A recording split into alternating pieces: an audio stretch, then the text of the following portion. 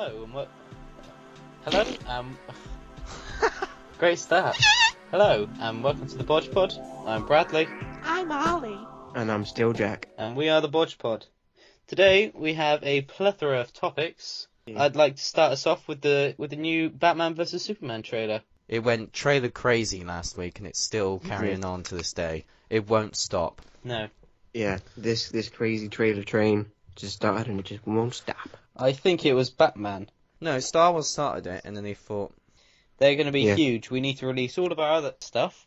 I think film studios have just taken into recognition that Star Wars is so huge, so they want to take the hype away, which is cool, but they'll never be as good as that trailer, because that trailer was phenomenal. Let's talk about the Batman vs Superman trailer first. Okay. Yeah. There's lots of voices in this trailer. Did you know one of the voices is Jesse Eisenberg as Lex Luthor? Yeah. I'll give you a hint. No, actually, I'll just say it. It's the part where the guy said, "Devils don't come from beneath us, they come from the sky." Yeah. Yes. That's him. That's him saying that. Which I'm is... guessing he only said that because a lot of LexCorp gear was destroyed in Man of Steel. Like all of the trucks, all of the trains. Yeah. I think there was a bit of, does Batman care as much about killing people now? I think that question was raised in my head because of the explosions and stuff in the trailer. And the fact that the Batwing is seen killing 2 people. Yeah, this Batman obviously is way more experienced than the Batman we've seen so far in the movies. What we assume has faced quite a few enemies before this, and may not be quite as careful in not taking lives. However, it does seem as though he's the voice of the people, because Superman seems to be the bad guy in this. Do we think this because he's older, he's gone through the whole rigmarole of being the hero and having the girlfriend, and then that girlfriend dying, and having people that are close to him die a lot through that already? Robin character. Yeah. There hasn't really been a girlfriend role with Batman. Yeah. But if you're referencing the girl from the Dark Knight trilogy, she doesn't really have or play any role in Batman's mythos in the comics. And she's a fucking shapeshifter. Yeah, well, recasting magic right there. Recasting. This Batman, I have to say, Zack Snyder, I think recently posted a picture of the full suit. Oh. And I'm quite happy because for a long time I've always wanted to see my dream come true, which is the Batman suit to actually look like it came straight out of the comics. He looks like a beast as well. It doesn't look like the whole new technology streak black. It's got the classic grey and black, and obviously it's darker and it's not as ridiculous as the old one, and it is closer to the comics, but it holds up the awesome look of the newer Batman suits that we're used to. But it's got the feel of a classic. It complements the old suit and the newer, cooler suit, which it's mostly taken from. I was just going to say the Adam West Batman suit got it right before anyone else. Yeah, that's very true. That's what I mean. It's more it's going back to the grey and not the black. I think the suit itself, because obviously the film is taking inspiration from one of the greatest graphic novels of all time, The Dark Knight Returns by Frank Miller. It seems that Ben Affleck has actually worked out for the role, and he actually looks like that Batman, and that Batman is humongous. He's huge. A Batman that's twice the size of the Batman we saw in the last movies he was in. Well, there's one bit where he stood on top of this ledge thing, looking in the opposite direction with his cape sort of in the wind on top of a building, which is a classic Batman thing to do. And if you watch that just after watching The Dark Knight or anything like that, he looks really fucking fat, which I think a lot of people might have issues with. You're bringing up issues that people had with Godzilla, and saying that he was too fat when that movie came out. A lot of people did say Godzilla was too fat, but this Batman does, just because he's like twice the size of the previous one, he does look. It's big. Not fat. It just looks like his head is smaller than the body. Even his head looks much bigger in the shot from behind. I mean, it really. Yeah. You'll get used to it over time, but at first glance, it's like, oh, he's very wide. I didn't see a neck on him. It just looks a lot wider than I'm used to. The cowl gives the illusion. Yeah, definitely. I think that's why. Obviously, this Batman is absolutely massive and has muscles up the wazoo. Oh, yes. But he's a lot wider. From the angle that I saw in the trailer, for a moment I was like, wow, he looks really fat. But then I realised he's not fat. He's just massive. Yeah. He's just fucking ripped as shit. He's a beast. In the comics, he's massive. In the video games, he's massive. And now in the movies, he's finally fucking massive. With trailers also comes a lot of complaints Responsibility. A lot of complaints from just mainstream moviegoers. I mentioned before Godzilla, and I think people only said that he looks fat in the new film because, A, they've seen the 1998 Godzilla, which, you know, obviously everyone knows what that is.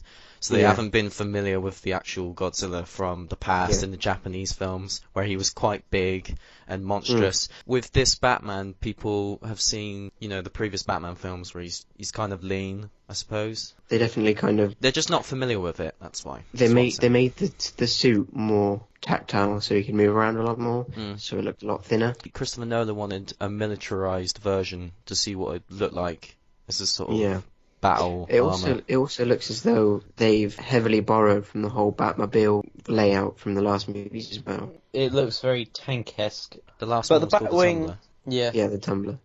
But the Batwing looks very... Is it the Batwing that's gone rogue? Because, as you've seen in the trailer, it looks like it killed a couple of criminals or whatever. I'm concerned that this Batman won't really have as much of a I don't want to kill people kind of thing. He might not have as much of a thing about it now that he's sort of older and possibly a little, not necessarily tired. He's been places and he might not care as much about people dying than he used to. Less of a conscience. Morality code that he has is quite flawed, because I know that he's had a lot of rage inside him that he's kept over the years from battling the Joker, because he doesn't kill the Joker. Whenever he's free from Arkham Asylum, he'll go on another mass murder scene. Will Joker be alive at this point? Oh, he will, because Jared Leto was casted to be the Joker in the Suicide Squad movie. And then they're actually going to be bringing those characters from the Suicide Squad into the Justice League franchise. In the future, yeah. In the DC cinematic universe that they are establishing from this movie, it seems. Yeah. Man of Steel started it. But nobody really knew that Man of Steel would be the one to do it. They thought, oh, Batman vs Superman is going to be another reboot of everything. It's quite a rush. Yes, I do think it's a rush because Marvel have got such lead. Is the Riddler going to be in the Suicide Squad at all? Since they announced that Arkham Asylum will be one of the settings in the Suicide Squad movie, and we already know that Batman is the old and more experienced Batman, it kind of gives you the suggestion that maybe he's taken down all these villains over the years and they're all in that place. Hidden in the trailer, there is actually a Riddler green question mark in the trailer, which it wouldn't be coincidence. It would have been put there on purpose. What's your comments on the Bat voice? Do you bleed? You will. It's slightly robotic. It's filtered by the actual mechanical suit. Yeah, despite the fact that it's open mouth, you can still filter voices. It might be because it could have technology. It could have been amplified by the suit, so Superman could actually freaking hear him. The Bat mic. The Bat mic. Yeah, that's a cool suit though. I think Ben Affleck's sort of he's met halfway between the "where is she" voice and a normal voice, so it's not ridiculous, but it does sound fucking badass. My mum was really keen to see The Dark Knight because she was always a fan of Heath Ledger, obviously because Heath Ledger did a lot of roles that were suited to the old, mature female audience.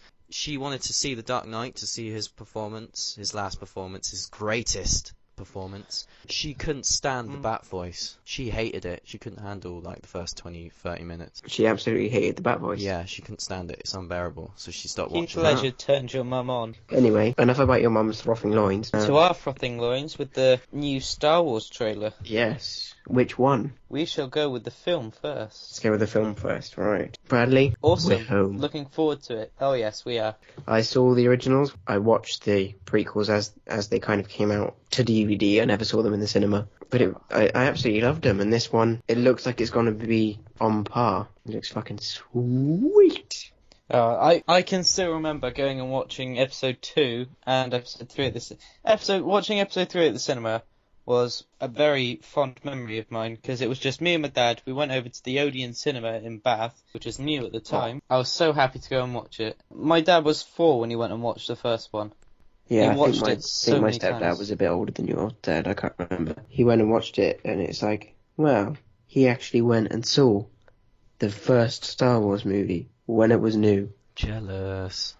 Well, you gotta think, there's that generation, then there's our generation that watch the prequels, And then there's going to be our And you- little brothers and sisters that and watch the new things like that. stuff. They've got the biggest fan base because there'll be kids watching it, there will be us watching it, and then there'll be adults watching it as well. Well, it's the same sort of thing as, well, not exactly the same as the Star Trek, but Star Wars the first one was a 30-year interval between Return of the Jedi and Phantom Menace, and then almost 10 years, would you say? 10 years since I Revenge can't of the remember Sith. how long it's been. Comments on the trailer itself. Yeah, on the actual trailer, we get to see more. Isn't it actually? It's not actually Tatooine. It's actually somewhere else.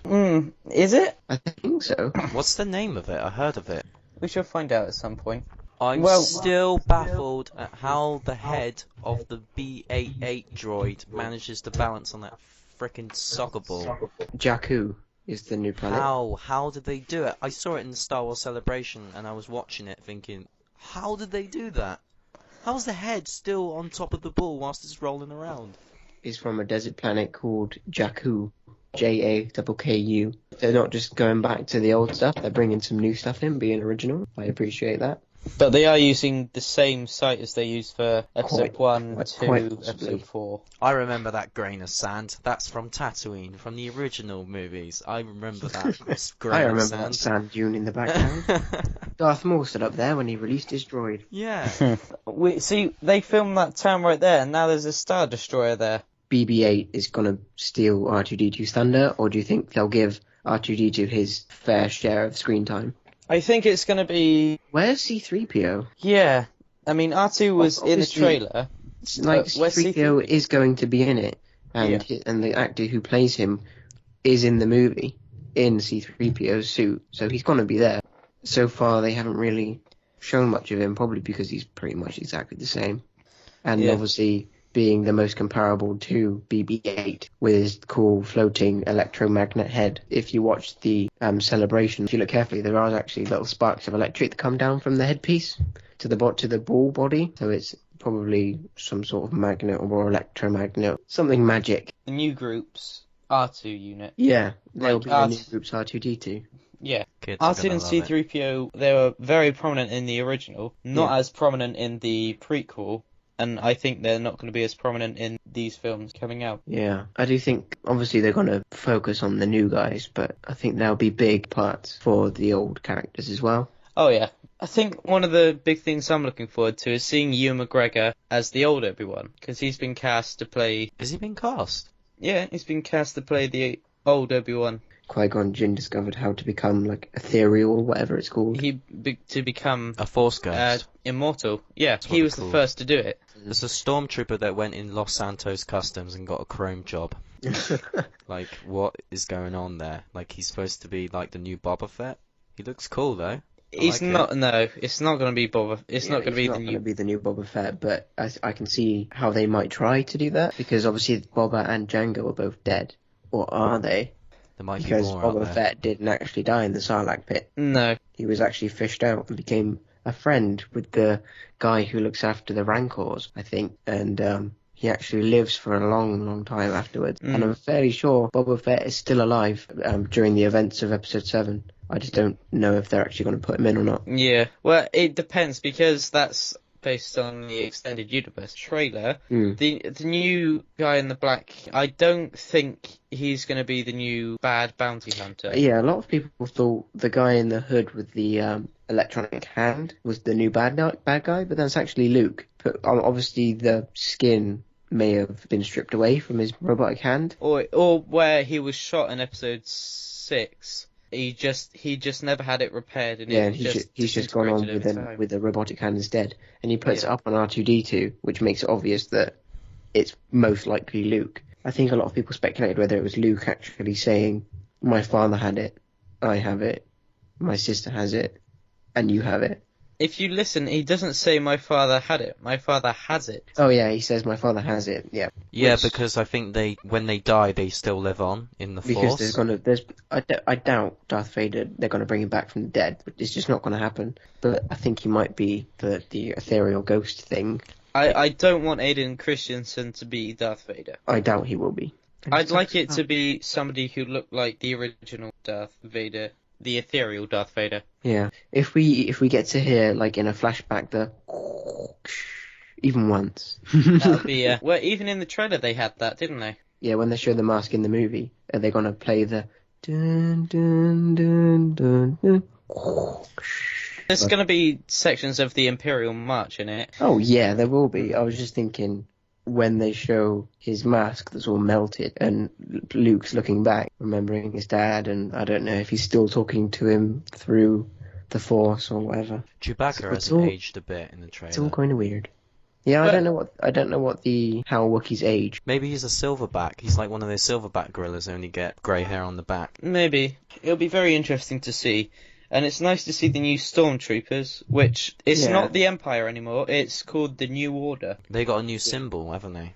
It's a modified version of the... Wouldn't it technically be the Third Empire? There was the original Empire, then there was the prequel Empire, then there was the originals. So I guess this would be number 4, but it's actually called the New Order. Well, it depends. Because in the Galactic Civil War era, 4, 5 and 6, that's the first Galactic Empire. Yeah, but they're still the Empire. So this New Order, even though if it lasted for a long time, they'd have to change the name. Now, the thing is also, are the Stormtroopers in this bad, or are they actually good? Because you see a lot of Stormtroopers fighting off a TIE fighter in the trailer. And you see Stormtroopers on the other side. You don't know if those Stormtroopers are fighting each other. A mixture of good and bad, because obviously the Empire wouldn't have just suddenly, completely and totally collapsed after the Emperor died. If it's gone into new management. Going by the extended universe, they become more like the Hutts. They weren't the Empire anymore. They still held the Empire banner and they served like the Empire, but they became more like the Hutts are in the Star Wars universe. They became more like that, like warlords. Less of the army and more like a bounty hunter service thing. They were more like warlords that still thought they were the overpowering force, even though the new Galactic Republic came about. But we don't know if there's a new Republic in this film, because it seems like they're all on this new planet. Because Luke's on this planet, and the black guy and the lady's on this planet, and Han Solo and that are on this planet. And also, I think they announced a new planet in the video game, but we'll get to that later. Yes. Oliver, what are your views on this? Because me and Jack are massive fans of the Star Wars universe. I'd like to see your view on this. Well, Christ. You had quite a discussion there. You should really have your own separate section on just Star Wars related stuff. Never start anything related to Star Wars when it comes to us. I wouldn't consider myself a fan of Star Wars, but I do love the movies, and I like anything in between the video games and such and such. The trailer, I have to say, was really well orchestrated. It was actually a genuinely good trailer. There was that one typical bit where it snap zooms. I wonder if Zack Snyder had any involvement in that. It reminded me of the opening scene from Man of Steel when they're on Krypton. Just a lot of zooming in. Thought it was well orchestrated. I like how it balanced originality, nostalgia, and the music. I loved it. It answers a few questions from the first trailer, but also opens up a load of new ones. Like you don't properly see him, but you see the guy swinging the new red lightsaber. Yeah. It's not like every Jedi or Sith is going to have that new lightsaber from now on. It's just him, isn't it? And also the handing over of, was it Luke's lightsaber? Yeah, who's he giving that to? I think it was, is it a woman giving it to another woman? That isn't Leia handing it to the new lady antagonist? Played by Daisy Ridley. Technically, that lightsaber isn't Luke's. It's Anakin's that was then passed down through Obi-Wan. To Luke, so it is Luke's lightsaber. Luke lost his lightsaber when Vader chopped his arm off. And then he got a new green one. Which he based off of Obi-Wan Kenobi's lightsaber, if you notice the similarities. But the question is, how the hell did they get a hold of that lightsaber again? What lightsaber is that, and how did he get hold of it? Because Luke's still alive, so I'm assuming he kept his green one. How would they find the old lightsaber? Yeah, I mean, and is it exactly that one, or is it a new one? Yeah, that's a good question. It looks exactly like the old one, so that's what we assume, but for all we know, it could be a new one. In the film, like, they discount in the films and say, whilst he fell down, he found his... It'll be a plot hole that they didn't think of, and people have spotted it straight away. It's just an extra scene in the film. He just so happens to find it and hide it in his butt. Yeah, or did they just go back and get it? Well, I mean, Bespin is a gas giant like like the one in ours, Neptune. In our solar system, right Is here, it in our Neptune, solar or is system. Well, you got a gas joint here. It's in my butt waiting to come out. Is it Neptune that's a gas? No, it's not. It's Jupiter. No, Neptune, Saturn, Uranus. Okay, Saturn then. Like, it'd be like Saturn, because how would you go into a gas giant? Because there's layers of Wood. gas and gas. But then if Then- it was attached to one of the antennas on the bottom of Cloud City. For 30 years, yeah. That'd be funny. Yeah. No wind blew it off, it was just still there. Well, they might have gone back much earlier than that. Maybe and Lando collect- stole it. It never tells you if they went back and got it or not, or bitches, I got loose. if it was lightsaber. retrieved or found by someone. I don't know if they've confirmed it or not. It was a big thing in the trailer, the handing over of a lightsaber. Yeah. And who was handing it over? Was it Leia to her children? Yeah, it might have been. Was it handing it over to Luke's children? Yeah. Because the lady we see in it has this pole thing. So I Yeah. don't know if she actually has force powers and uses a lightsaber, or she just sort of has force powers but doesn't use a lightsaber. Mm. I don't know. It was very strong in their family, as they said in their trailer. Yeah, considering that Luke's father was made out of midichlorians, which I don't know if they'll mention or not. Hush hush, no talk of midichlorians.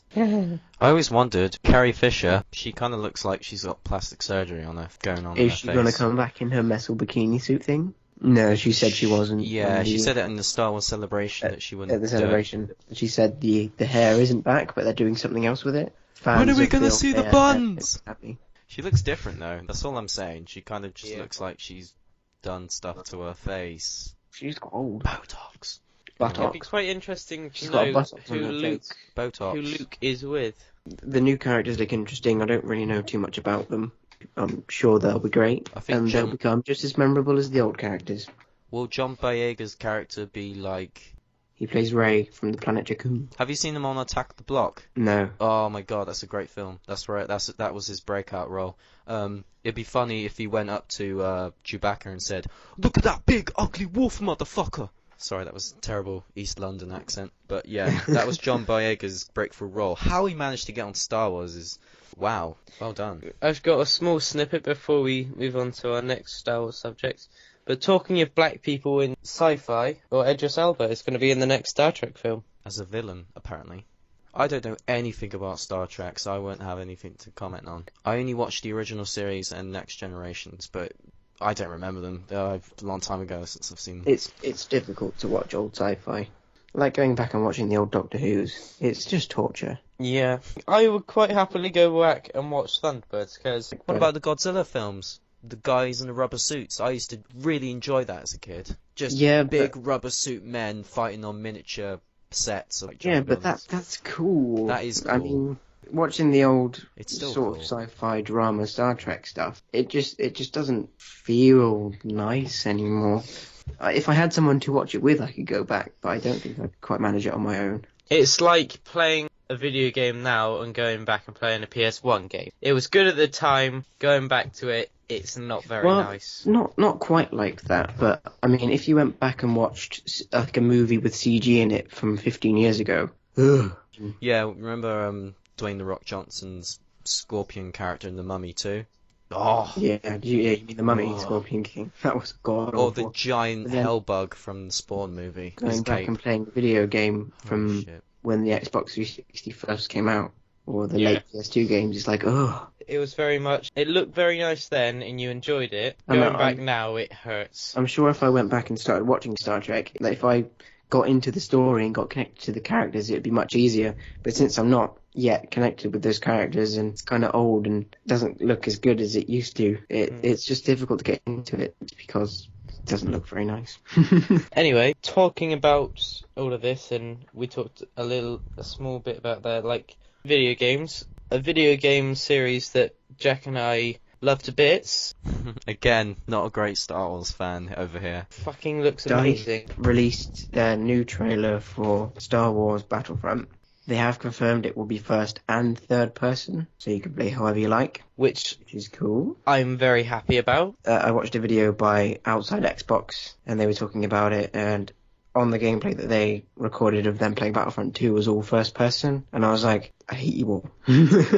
It's really I don't know strange. anyone who played Star Wars Battlefront 2 in first person. It's really odd, because anybody that you know in person that played it in third person. But everybody on the internet played it in first person for some reason. Everyone I know played it in third, but it seemed to be more popular in first. I'm a bigger fan of third-person shooters because of it. I prefer Gears of War to Call of Duty. It's just the way it is. Is that directly related to the fact of Battlefront 2? Yeah, I think Battlefront 2 made third-person shooters just naturally nicer for me. I prefer them to first-person shooters. Not saying that Gears of War is necessarily better than COD, which obviously it is, in my opinion. Well, I'm one of those people. Yeah, I was affected by... Mass Effect is another great example. That's one of my favourite games of all time. Yeah. Mass Effect 2 in particular. And I was surprised to find that my absolute shit can of a PC can run Mass Effect 2. Because I love Mass Effect over pretty much every game that I've ever played. It was because there were certain video effects in the actual gameplay itself where you're rushing. It kind of just felt real for some reason. It just felt like you were in the sort of game. I loved it. Yeah. Carry on. And this trailer makes me feel like I'm in the movies, even though it was a cinematic that was rendered in the engine. You can actually have those quick, like fast-paced speeder bike chases and stuff, and when you crash them into trees, it actually does that, and people duck out the way just naturally. That'd be fucking cool. And Destructible environments would be my favourite. It'd be the first time, because a lot of games promise destructible environments, like in Grand Theft Auto 45 in the trailer. It looked like you could do that, but no. I knew off the bat that wasn't going to happen in Grand Theft Auto. Yeah, but they showed it. They had like this really slow-mo dramatic scene of this wall being broken down. I think that was more of a parody of all the level things, that it was just a bit of a wall that fell down. And I knew that would happen. I knew that there wouldn't be... It's Grand Theft Auto. It's a very persistent world. It's very, very deep and very large. It's going to be very hard to do that. For the first time ever, I hope, they'll integrate that into a game like Star Wars Battlefront, which would be awesome. Yeah, and with Battlefield's destructible environment background, they can port that over easily into the game. Speaking of the actual trailer itself, it's like one of those little battles that you could only make before on your bed with the figurines. Like even in the old games, even though it was sweet, the battles that they start off with, obviously it's a speeder chase followed up by a ground war between the rebels and the Empire, and then an ATST stomps in, starts shooting the place up. The bubble shield that goes up, like in Halo. It looks quite cool, and then followed up obviously by the jetpack, rocket into the ATST, blows the crap out of it, but then when all seems to be going well, AT-AT stomps in, and then someone calls in an airstrike. This airstrike gonna be a kill streak? Is it gonna be a leader perk? Is it persistent world, as in, is it you call your friend and is it all in the same world where there's a dogfight happening and then the Y-Wings came down and dropped their bombs and fucked off? It'd be very interesting mechanic to have someone on the ground as commander saying bomb this target, and somebody else in a Y-Wing has that pop up on their map saying bomb this target here. That would be very, very interesting. Yeah, if that was actually the case and it wasn't just like a kill streak or a commander perk for having a certain command post. That would be fucking sweet. That'd be sweet. And then getting into the space battles, it seems as though they are bringing in aircraft and Y-Wings and X-Wings. Didn't really see too much of a space battle going on. However, at the end we did see TIE fighters coming out of a hangar. Yeah. I mean, there wasn't much of battles in space. It was dogfighting close to the ground, but it was still dogfighting. And it seems as though the maps are a lot bigger. I'm very much looking forward to this game. I shall be staying around Jack's when it comes out. The gameplay that we saw, or what appeared to look like gameplay, was they changed the name of that instead, so it's not in-game footage. It's called engine footage. It's in engine footage. They've created a cinematic using the assets from the engine. So everything you see in there, everything the way it looks, that will be in the game. Not the way it acts, but everything that looks the way it is going to be in the game. And I think they did confirm it's going to be 60 frames a second, 1080, hopefully. That'd be cool. We'll have to cater to modern times. And I do hope... It doesn't bother me too much, as long as they get it as close to that as they can. The Star Wars Battlefront series, they did things before they became well known. I mean, when it came to the online game for the Battlefront and Battlefront 2, you had 16 versus 16, but then you could have another 32 on top of that, there were AI. Nobody else did that before, and everybody saw it as bad. And now Titanfall came out, and they have that in multiplayer, and it seems... And I do believe very it well. will now be 20v20. It'll be 40-man maps. That'll be very interesting. It'll be interesting, but I hope they raise that after a while. Yes. Because I hope 20v20 with a 40 cap is not enough. No, you need 64 versus 64. Not necessarily players, but maybe the 20 versus 20 is just the players, and then you have extra, God knows how many AI units. Yeah, that is true. But then if you did have the option to have 64 versus 64 players, that'd be fucking cool. Yeah, that's 128, isn't it? Angry Joe's Angry Army kind of size, going into battle with 63 other followers. I mean, I've played a couple of mods on Battlefront 2 that add, I think it's 120. You modded Battlefront 2? Yes, on the PC. 128 total, 64 versus 64. It is stupidly intense fighting there. In episode 2, when you've got the clones versus the droids, after wave of attacking, and you wouldn't get anywhere because it'd be fighting forces. They'd be very balanced. Quite like the look of in the trailer was they've brought back heroes. Yes. You get a good glimpse of Darth Vader and Boba Fett, so I'm assuming you'll be able to play as those characters. I hope they don't do what a lot of people do in these sort of things. It was nice to be just a soldier. That was the whole thing. You were a soldier in a bigger war. You were just a soldier in a troop. I hope they don't make you a hero soldier. I don't want that. I want to be just a random stormtrooper. An average Joe, as they... Yeah, that's what I want to be, because that's what drew me to Star Wars Battlefront, that you were just a soldier. Because no other game had done that. You were a soldier obviously in the 501st Legion, and then the Imperial Fist, whatever it was called. Vader's Fist. Not the Imperial Fist, Vader's Fist. Yeah, that looked really cool. They're bringing heroes back, and they have said that it's going to be a multiplayer-based game, so there's no full campaign. The campaign missions will be in the multiplayer maps, like the old ones. That was the whole thing. Which I like. I don't want a completely separate campaign story with separate maps. I mean, it would be cool, partly out of convenience and partly because hopefully they thought of this, because in Battlefront 1 and 2, the multiplayer maps were the campaign maps as well, and you just have objectives. In the first Battlefront, it was just conquest. And in Battlefront 2, it was slightly modified. Obviously, they showed the Ewoks at the start of the trailer, if they actually put in hunt mode. Yeah, hunt mode, for those who don't know, was a fun mode where you play as sides that you wouldn't normally. Like, you'd play as Jawas versus Tusken Raiders. Yeah, or on Naboo you play as Gungans. Yeah, Gungans. And the hunt I hated the most. And then Jawas versus Sand People. And Geonosians versus Clone Scout. What makes you think the Jawas have any chance of fighting anybody? Those little rascals. They always won. Eyes. They did always win. The Sand People were surprisingly easy to beat.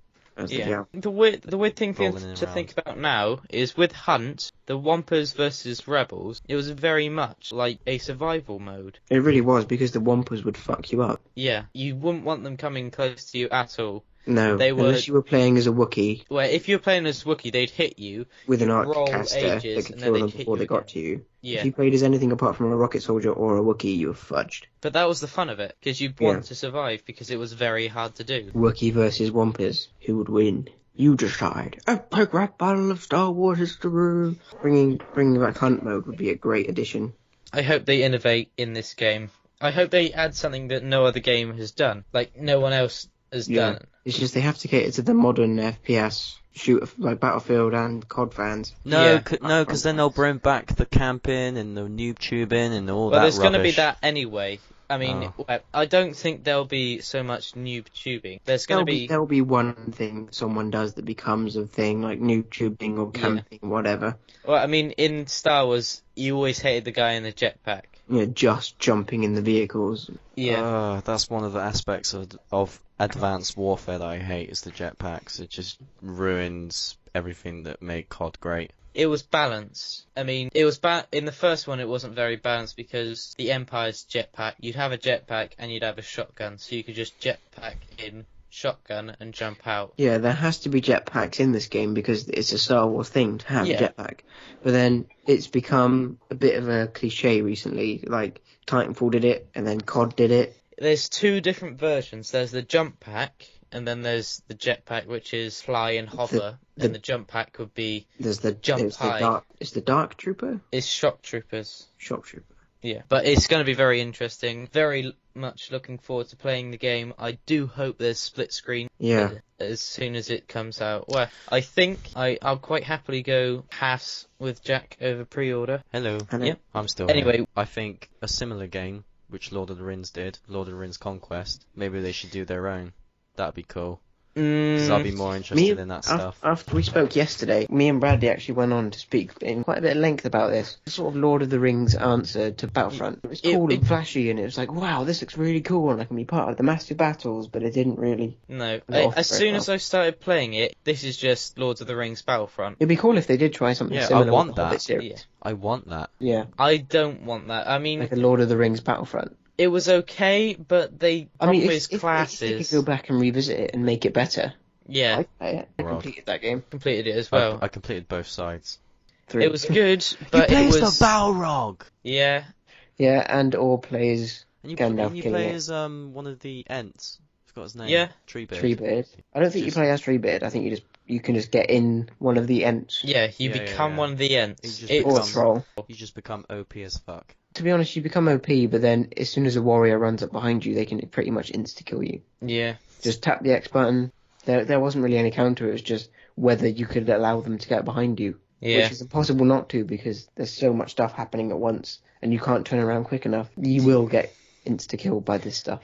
Do you think that's going to happen with Battlefront, where someone's going to have a jetpack and they'll have a quick time event? Possibly. They might jetpack up to the side of you and just stick bombs and stuff on, but with the moving vehicles like the AT-AT, that's definitely going to be an issue, but then I suppose the AT-ATs might be really fucking powerful, that you would need a lot to kill, unless you called in some sort of airstrike or hit them with a lot of rockets or whatever. I hope if you're playing as Luke or a Jedi or something, you can Legolas it. What, killing everything? Well, no, if you're a Jedi, you're going to be killing everything. Climbing up into it and ripping it, killing it from the inside, killing its babies. Not Starkillering it, because Starkiller would just rip it apart with his bare hands. That's God mode. Yeah. That's the cheat. What you do is, you as Luke, you would grapple up to it, get inside and discover it was pregnant with a little AT-AT baby. Is that something dark side? Family Guy, Blue, whatever it was called. Blue Harvest was the first one. Yeah, and then they did a couple of different ones. Here's one of those.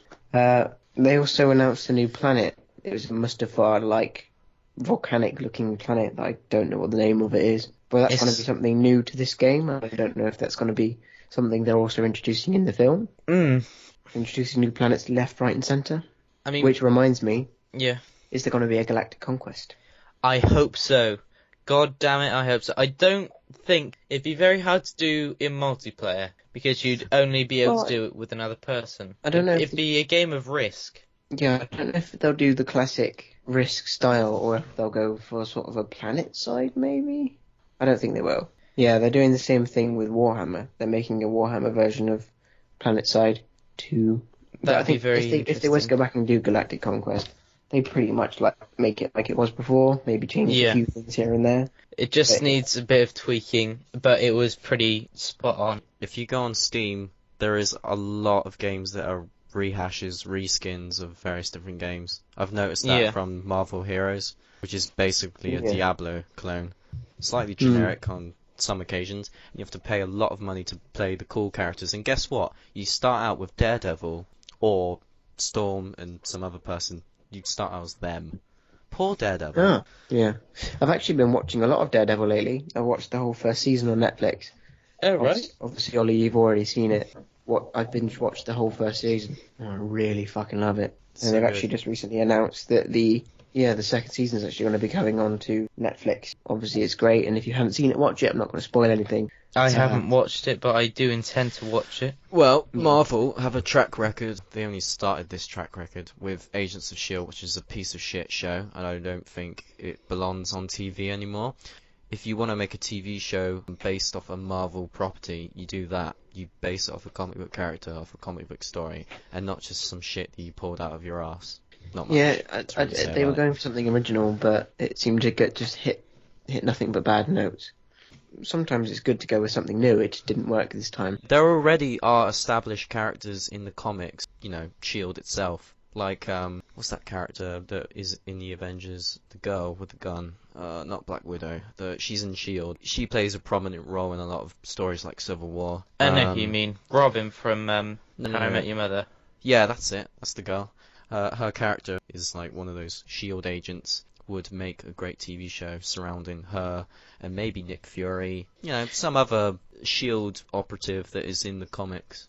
She's very much a secondary character in the Marvel films. She always is. In the book, she is as well. I wouldn't say she'd have her own TV show. I'd say she'd be not her own a TV character show. She'd be a very prominent character in somebody else's TV show. I'm saying that they should do a show based off already established in the comics. Yeah. Because there's a lot of material to cover. Getting back to some of the Marvel properties, with Daredevil, they're going to be going on to do the Defenders, which is kind of a ghetto Avengers. They're a bunch of street-wise characters consisting of Luke Cage, who basically has tough as shit skin. Yeah. Jessica Jones, I forgot what she does. And Iron Fist. And Iron Fist has just got a Jessica really, Jones- really Jessica powerful Jones is punch. Actually, I think they're debuting a TV show of her this year, and then they're going to be doing Luke Cage next year. It's very much the Defenders go first, die, and then the Avengers avenge them. That would make sense why they're called the Avengers. If there's a global crisis, we call the Avengers. Iron Fist, familiar with his character, I've got one of his solo comics. I forgot what it's called. But his costume, how they're going to go about it is quite interesting because he's got quite a flamboyant... his chest is sort of out, and he's got these little frilly bits. He kind of looks gay, that's basically what I'm saying. I'm wondering how they're going to bulk him up and make him gritty for this Daredevil / Hell Kitchen universe. Thing is, it's set in New York as well, which was obviously the location that Avengers 1 was set in, where the aliens come down. They're not all separate, which is DC's problem, is that they're doing these TV shows, but they're separate to the DC cinematic universe. Where does Daredevil fit in the storyline that we're watching with the TV show? Is that a separate universe, or does it fit in with the Avengers? Yeah, It fits in with the Avengers. It fits in with the Avengers because they're trying to gather as much characters that they own so far, because a lot of the characters that cover the Marvel Universe are X-Men, because there's just so many X-Men characters. But unfortunately, And obviously, Marvel don't own them. I'm assuming the Daredevil timeline is currently... It's happening all before the Avengers. Charlie Cox, like many Marvel actors, sign a multi-picture deal, which means they'll have like a 3, 4, 5 picture deal. Like they're in this TV series, and now you're gonna go off and do these movies with all these A-list actors. Yeah, So- it's just I'll be curious to figure out how they're going to integrate the Defenders and the Avengers timelines and stuff, as in... Well, they'll just the be events- added on. They'll be Well, added yeah, on. but the events happening in Hell's Kitchen is obviously in New York, which is where the events of the Avengers happen. So, at what point will the Avengers initiative become apparent in the Daredevil timeline? Yeah. I think they'll cover it in the movies because they always do. What I'm trying to say is they'll link Daredevil to Marvel Studios universe. Already is. With it is, but they'll make it They'll very much put them apparent with like an agent from S.H.I.E.L.D. popping up, not an agent from the Agents of S.H.I.E.L.D. popping up, but somebody recognisable. I just want to know... At what point will timelines collide? Well, they have many, many, many other characters to cater to the upcoming Inhumans film. The Inhumans, if you don't know, are basically Marvel Studios' answer to not having the X-Men. And the Inhumans are like the royal family, as they're called. Black Bolt, Medusa, and as well as Captain Marvel, Black Panther, Ant-Man? Ant-Man. What about Shazam? There's a Captain Marvel in the DC universe, and there's a Captain Marvel in the Marvel universe. Slight confusion. Although they changed his name to Shazam for legal reasons. Legal reasons, as in we don't want to get sued by Marvel. Like The I Avengers said, storyline and the Daredevil storyline. I want to know when they start intersecting. okay, so 2 films, or actually 3 films, because Infinity War is split into 2 parts. They'll play a role in that, and Daredevil is on Captain America's side, and I don't know how it's going to go, but yeah, they'll put them in those kind of films. The Civil War thing is all about legislation coming in to make superheroes, Trustworthy. to have their IDs so that everybody knows who they are. Which raises questions, and I talked about it a bit about it in a previous podcast, but I didn't really go into depth about it.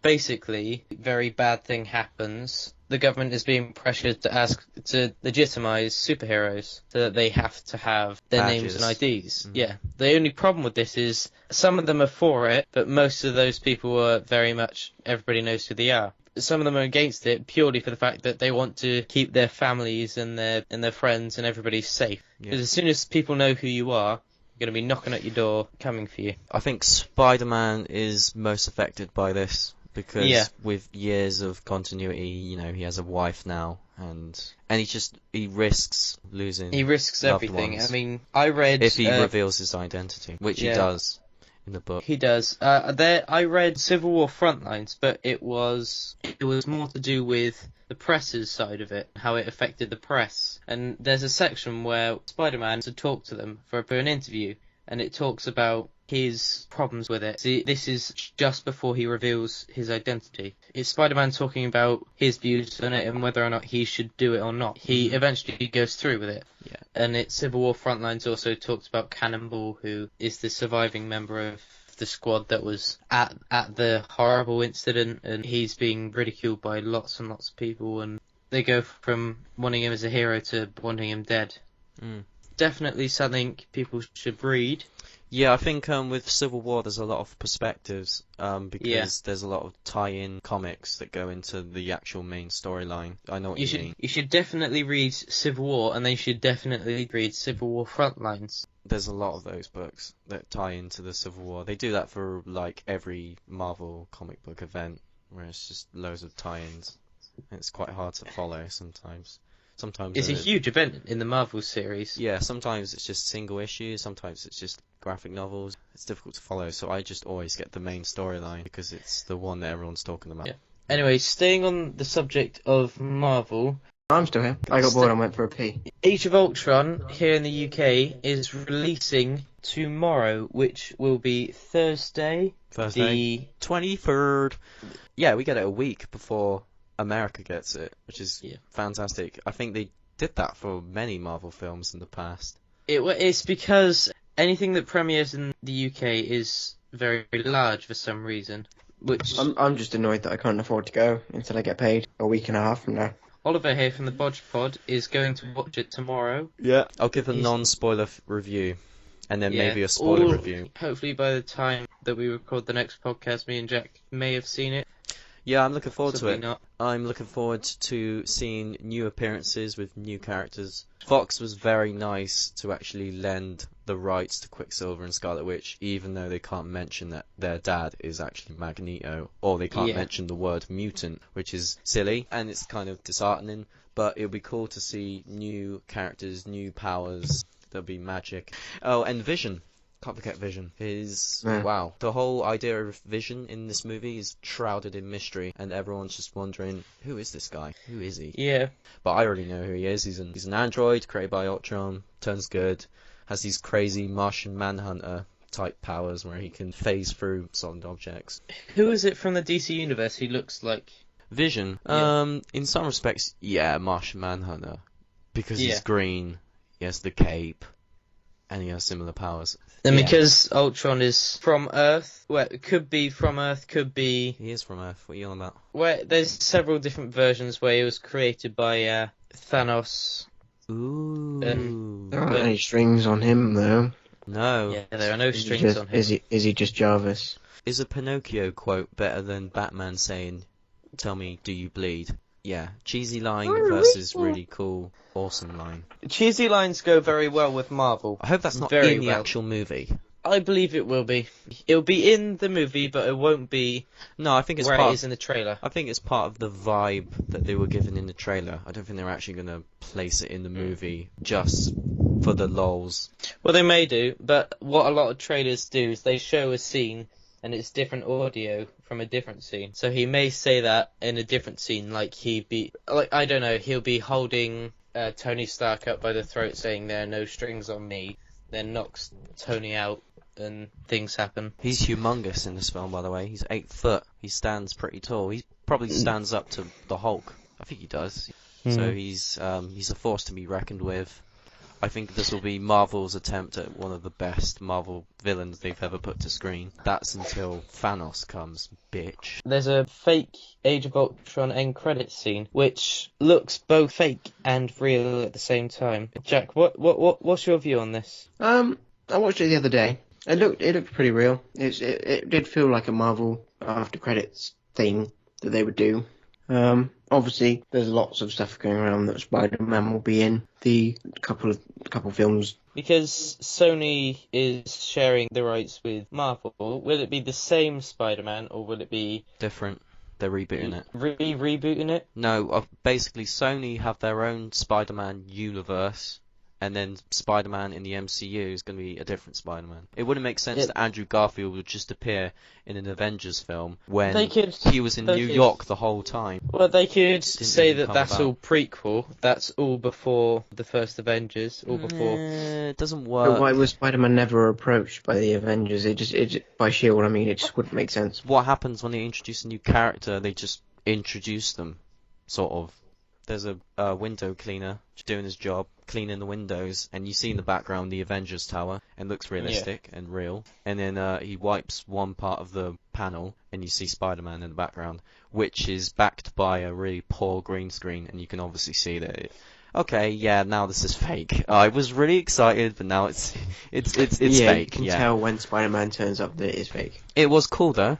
I loved it. It was cool at first, but then you sort of realise towards the end, like, oh, that actually looks fucking shit. Does the Spider-Man look good, or does... It's Spider-Man. It looks like Spider-Man. It's good. It's good enough that people would fall for it. Mm-hmm. Yeah, but the green screen is bad. It looked real because it was recorded on someone's cell phone in front of like a cinema screen, which made it look real because obviously the film came out, a couple of days in some other countries. Joss Whedon confirmed it's fake. Oh, right. So you can't really discuss any more on that.